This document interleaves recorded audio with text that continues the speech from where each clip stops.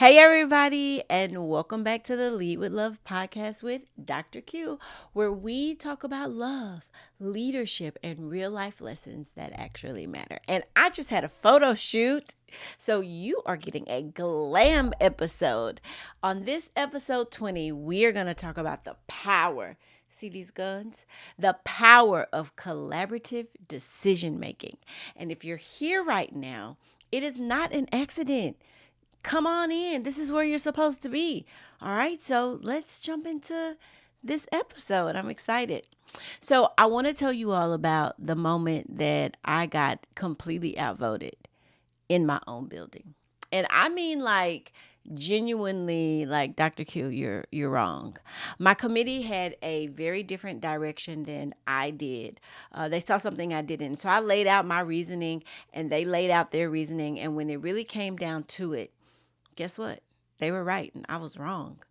And here is the part that surprised me the most. It was probably one of the best things that happened to me in my leadership. And it wasn't because I was wrong, because who wants to be wrong? Like, I love to be right. It doesn't feel good to be wrong, but because what happened after the fact, the way that the team owned that decision, the way that they worked to make it succeed, the investment that they bought into something that they had genuinely shaped, that was different than anything that I had ever gotten from kind of a top-down directive, even a good top-down directive. That is the power of collaborative decision making. And that is what we are going to talk about hoy. Vamos a hablar de eso hoy. We are 3 weeks into our surrender success deep dive. I hope y'all have enjoyed it. We've talked about why leaders get trapped in control, the accountability trap. We talked about the practical systems, committees, collaborative hiring, and layered leadership that can help you empower your surrender in a structural way.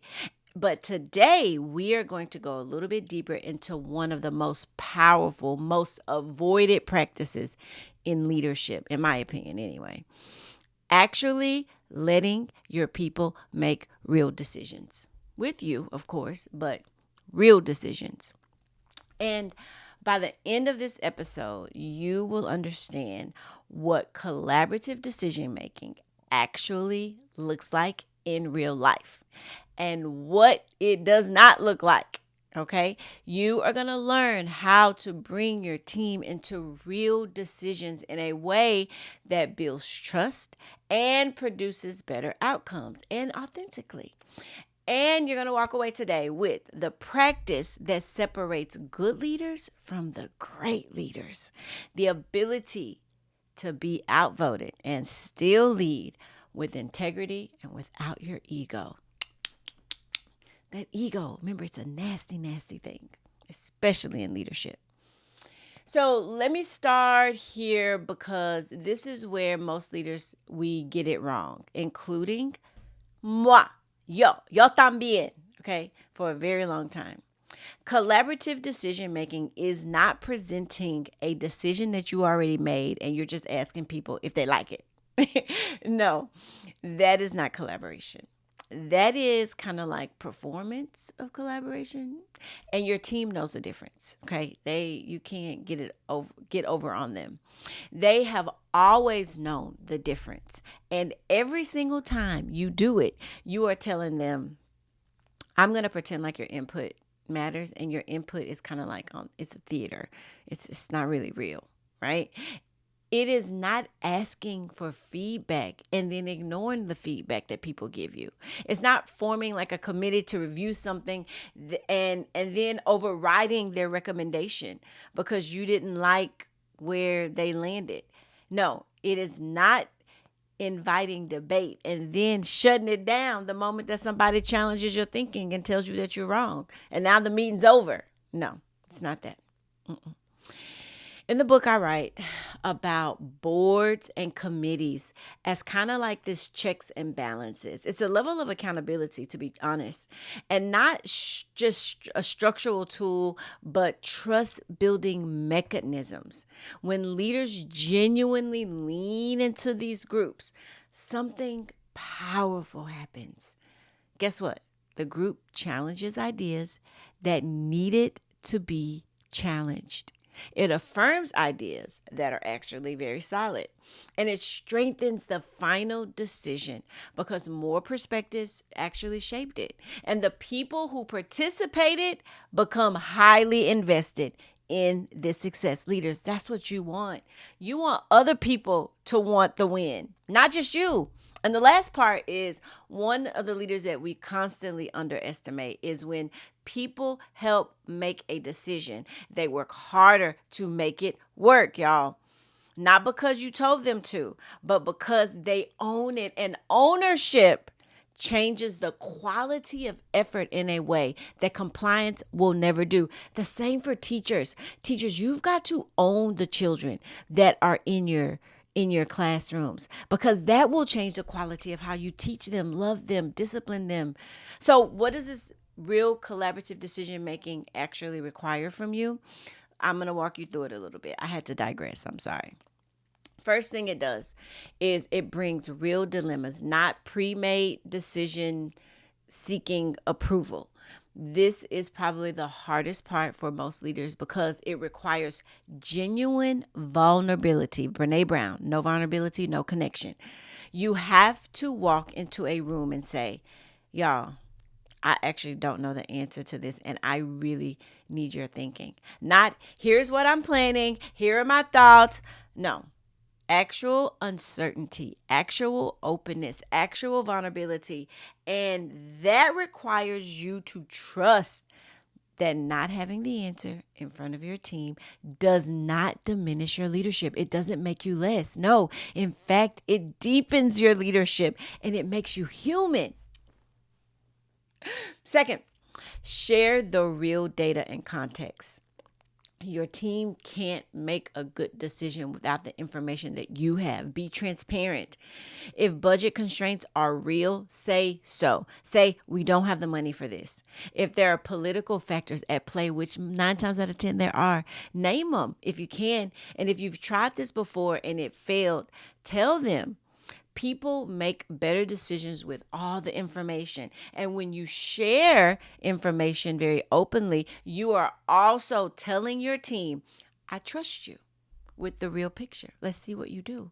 And that is a form of respect that people remember. More importantly, that is how you build the leadership capacity. And third, invite genuine debate and disagreement.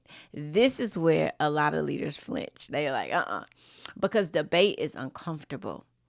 Disagreement feels like conflict, but we have to mine for conflict. And for some of us, if we're honest, we'd rather have a smooth meeting than a productive one. And that's the truth. But the smooth meeting is where everyone agrees, is often probably the most dangerous meeting you will ever have because it means that either everyone actually agrees, which is very rare, or people are not saying what they actually think. And silent disagreement does not go away. It goes underground. And underground is where cultures get toxic. You don't want that. You want people to be honest. When someone challenges your thinking, let them finish. Ask follow-up questions. Consider it genuinely. Don't just get in your feelings. You don't have to be moved by every objection, but your team needs to see that disagreement with the leader is survivable and there's not going to be petty recourse. And that is actually what they're looking to see, because once they believe that the quality of the conversation in your organization can be real, the organization will transform. Whew. A survey response from the book. One leader said that my boss led school in kind of a way that ensured that we were like family. If conflicts arose, she would discuss one on one. And if the conflicts worsened, she would bring us together. What are the characteristics of that leader? Approachable, respectful, and guiding versus nagging. The leader said, it made me excited to be at work. Excited. That leader did not avoid hard conversations or disagreements. No, she moved towards them with care and with structure. And that made people want to show up. And that's the goal. Fourth, and this is the one that requires the most courage. When you disagree where the group lands, explain your reasoning, be honest, and be willing to be outvoted. Yeah, that's a lot. But here is what I personally learned from the moment that I told you about at the top of this episode. When a leader can say, I see it differently, and here is why. And I also trust this team enough to move in the direction that you've chosen, but know that I disagree. The trust that builds in that moment is enormous.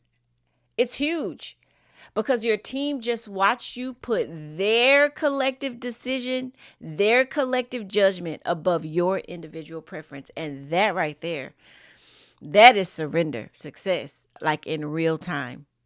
Whew. Here's the hard truth.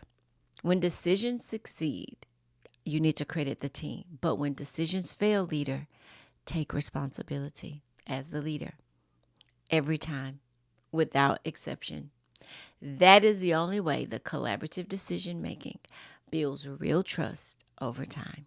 And the moment that you share credit for failures or take credit for team wins, you're going to destroy the thing that you were building. You're going to destroy it. Only take credit for the failures and give them the wins. So I want to close this week with something that I wrote at the end of chapter 3. And because I think that some of you may need to hear it directly from me. You should read it, but I hope you hear it. Listen, I give you permission to let go. I give you permission to trust that your team can handle more than you think.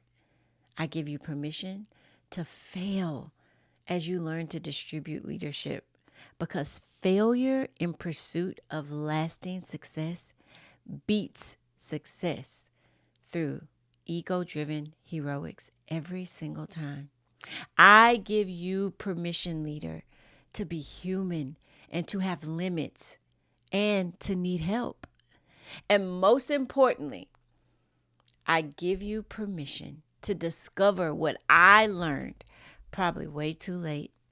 When you surrender success, you don't lose control. You actually are going to multiply impact. And the question is not whether you're capable of doing it all. You probably are. That's why you're in the seat. No, the question is, what becomes possible when you stop trying to do it all? Lindy Cruz, she writes that organizations are guaranteed to get better when leaders surrender, because people have no choice but to get better when they are placed in a position to learn and be held accountable for outcomes in a very new way. Not maybe better, guaranteed to get better. That is the promise of collaborative decision making done right. Yeah. So before I let you all go, remember, lead with love. 8 strategies for exceptional leadership is available on Amazon. And chapter 3 dives into surrender success. It is in there, the full blueprint for everything that we've covered this month. And it includes some personal story. The moment that I finally told Leisha, listen, I surrender. And that changed everything after that. If the series has moved you, please, this month, if you go into chapter 3, it'll take you even deeper. So next week is our final week in Surrender Success, and we are going to tackle the hardest question in empowerment. What happens when surrender goes wrong?